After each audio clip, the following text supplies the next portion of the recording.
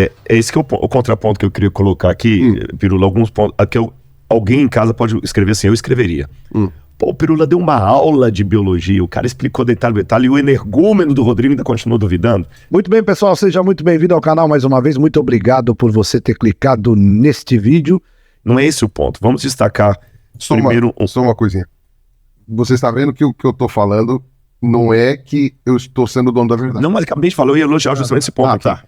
A sua lucidez sem nenhuma rasgação de seda, quando você falou o seguinte, tudo isso aqui é uma prova indelével? Não. Você várias vezes pontuou assim, pode ser que esteja tudo equivocado, pode ser que não seja assim, agora tudo está apontando nessa direção. Pegando o exemplo do CSI, né?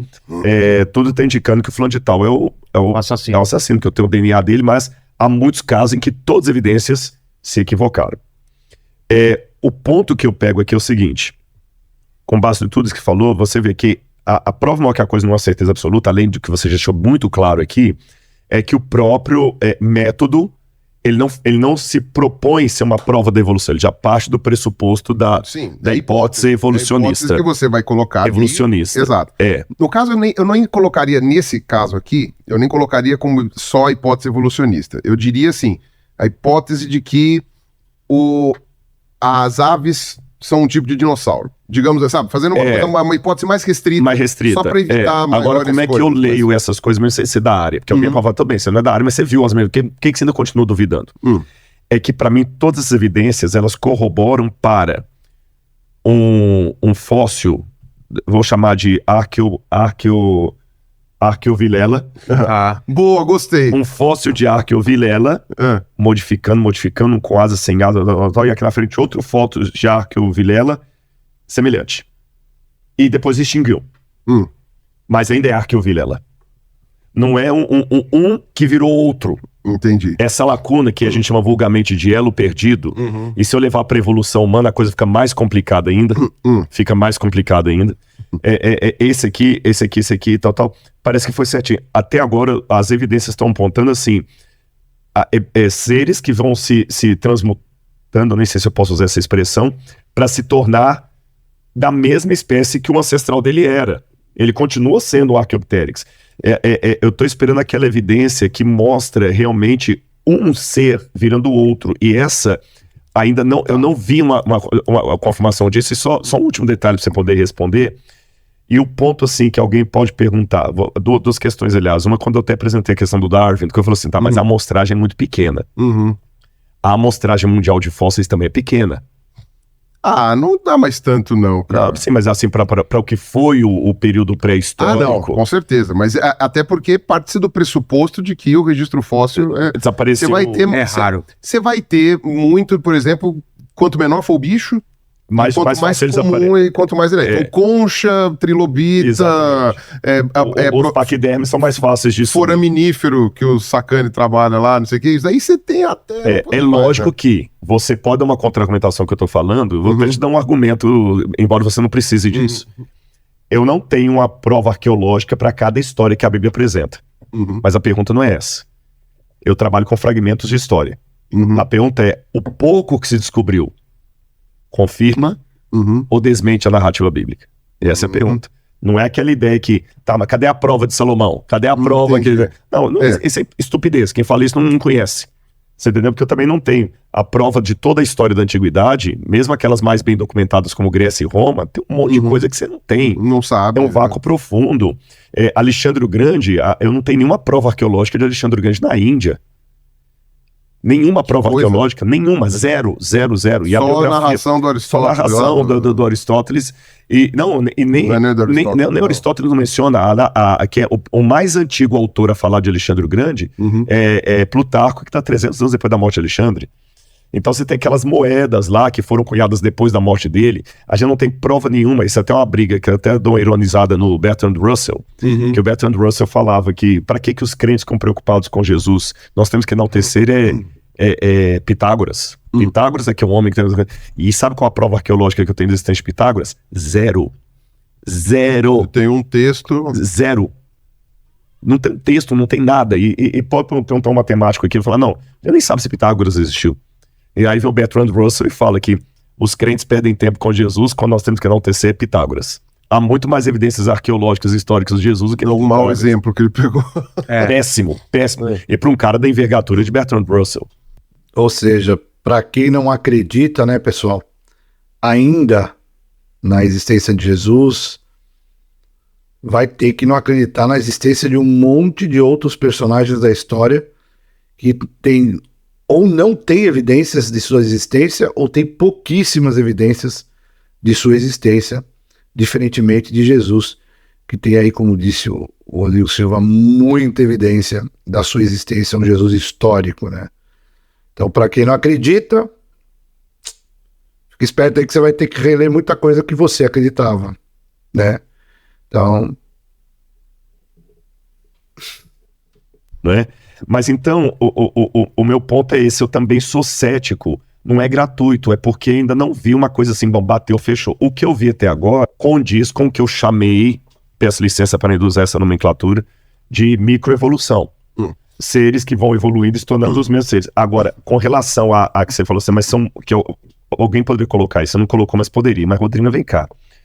É meio complicado que você está falando de especialistas de China, Estados Unidos, Rússia, México, Brasil. Eu não sou o único, tem cara que está falando e tá todo mundo chegando às mesmas conclusões.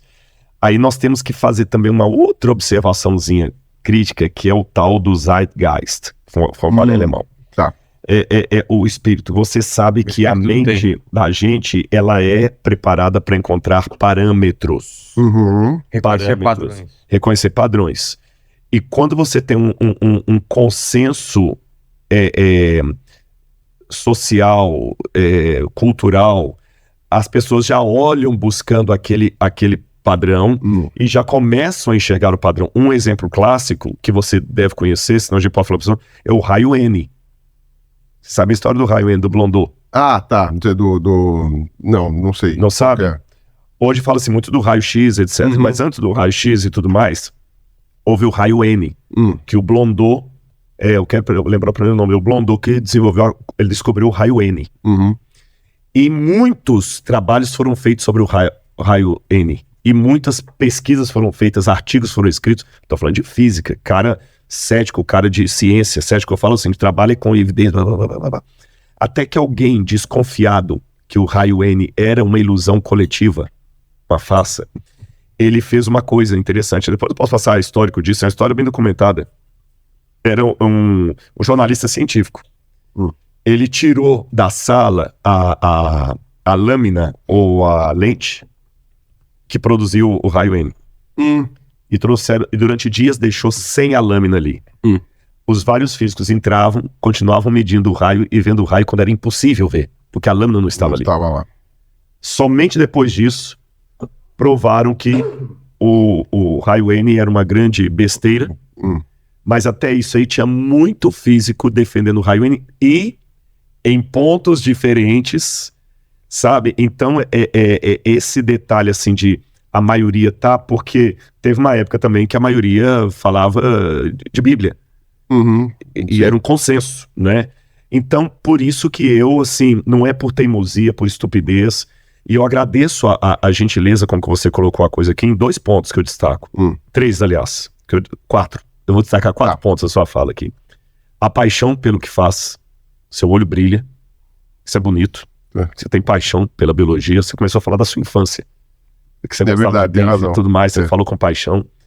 Você é didático. Eu discordo um pouco. Não, pra mim foi. Eu entendi. Você não pode discordar, isso eu entendi. Eu achei meio... Eu vou falar como a gente fala no mundo crente. Receba. Ah, tá bom. Receba. Você e o Luva de Pedreiro. Exatamente, receba. Você é didático. Terceira coisa, você foi coerente, você não forçou a barra. O que dá pra ser, dá pra ser. O que não dá pra ser, não dá pra ser. Você tá entendendo? Você foi uma coisa... E você não foi, pelo menos aqui agora, eu não tô vendo de outra publicação, eu falei, eu evitei ver, você não foi de maneira nenhuma desrespeitoso com o meu ceticismo. Você teve a paciência de me explicar e até teve um desejo similar ao meu, de vontade que eu entenda isso. De tão lindo que é. Participar do grupo. Ponto. Sai do pirula agora e vou pro mundo externo. No mundo externo, não são esses 4 itens que eu vejo de muitos ateus evolucionistas falando. É um ponto de vista que o Rodrigo ou é um imbecil, ou é um idiota, ou é um pseudo intelectual, ou é um desonesto. Desonesto. Porque a coisa é tão clara, tão óbvia. É esse ponto que me irrita um pouquinho na discussão lá fora. Okay. E além desse ponto, o modo como a teoria da evolução é propagada. Ela não é propagada com as admissões que você fez. Pegue um livro didático, a coisa é desenhada de um jeito ali tão preciso. Eu vou precisar escrever. Tá, nos livros didáticos, a coisa é desenhada de uma maneira tão precisa que não trabalha com essas questões que você tem esse ato aqui de poder. Não. Vou dar um exemplo. Os embriões do Haeckel. Quanto tempo esses embriões continuaram sendo publicados? E você sabe que aquilo ali... Até hoje publicam. E eu até vou deixar que você explique, se eu tô distorcendo aqui, quem são os embriões do Haeckel, se aquilo é uma prova da evolução. Não, aquele desenho não. Não são. Aquele desenho não. E até hoje, você mesmo adiantou, tem livro de biologia que ainda traz aquilo ali. Bom, teria que ter pela questão histórica. Não é questão histórica, não. Eu tô falando livro-texto. Sim, eu sei. Eu vou deixar a parte do Haeckel para depois, porque senão eu não quero tapar no seu raciocínio, eu preciso ir ao banheiro de novo. Vai lá. Segura. Não, é ótimo. Você já entendeu a minha pergunta? Eu vou anotando aqui o negócio aqui. Primeira coisa, né, pessoal, é importante dizer que esse debate foi muito legal, em muito alto nível. Bacana demais. Rodrigo Silva, como sempre, gentleman, baita educação e um cara que procura, sempre que possível, refletir a sua crença em Cristo através de suas atitudes e da forma que ele lida com o outro, né? E incrível. Sempre, né? Claro, ninguém é perfeito, gente, não é isso que a gente está falando aqui. Mas ele, mais uma vez, um gentleman com o Pirula. E olha, o Pirula também surpreendente. Foi muito legal ver os dois conversando. Talvez, como eles disseram aí, um debate entre de repente o criacionismo, de novo o evolucionismo, mas com duas pessoas, um em cada lado, ou no máximo duas de cada lado, talvez tenha tenha um aproveitamento melhor, né? Porque o negócio foi muito, né?